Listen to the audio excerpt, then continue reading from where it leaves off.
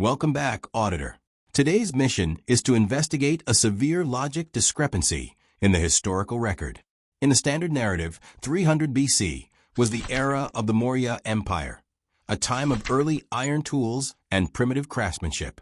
But at these coordinates, we find physical renderings that don't belong to the current version of humanity. This isn't a miracle. It is an art. It's a geometric overflow, a violation of the era's physical constraints. Official archives claim these caves were carved as shelters for ascetic monks. From the outside, the logic holds.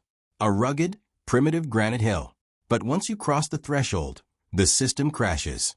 Observe the discrepancy. On the left, standard historical rendering, rough, uneven, showing tool marks. On the right, the interior of Barabar. These walls aren't just flat. They are perfect.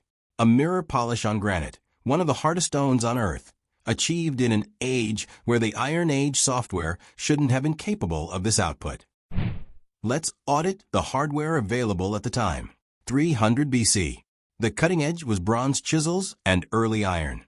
Try to process granite with those, and your tools shatter.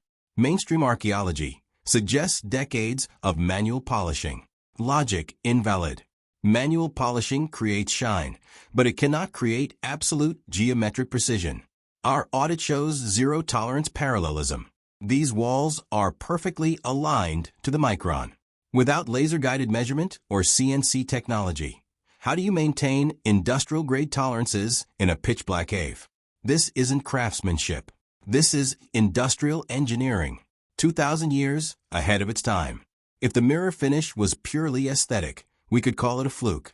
But the next set of data reveals a deeper glitch, acoustics.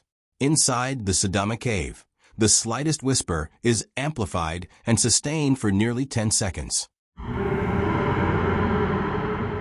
This isn't an echo, it's a resonance.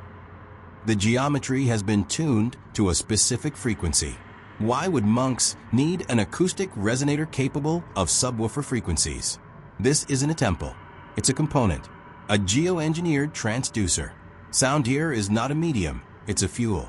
Were they meditating or operating a piece of acoustic hardware we no longer understand?